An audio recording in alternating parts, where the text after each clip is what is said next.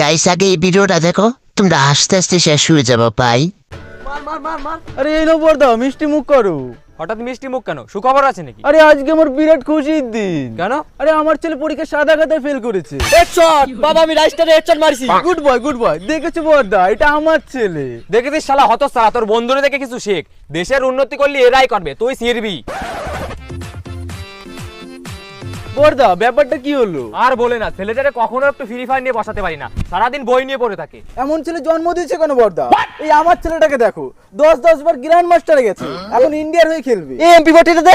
এই তোরা কি আমার ছেলেটাকে MP40টা দে, না তো মরেই যাবে। কি হলো দে? হ্যাঁ বাবু মারবার, ওই যে হ্যাঁ হেডশট। Good boy. হ্যাঁ দেখো বর্দা, আগে দেখো আমার ছেলেটাকে দেখো কেমন খেলছে দেখো। ও এ বাবু, তোর লেভেল কত রে? 73। তোর আর আমার ছেলেকে দেখো, এখনো 21 লেভেলে পড়ে আছে। তোমার ছেলে কি র্যাঙ্ক খেলে না তো, তাহলে হবে কি করে?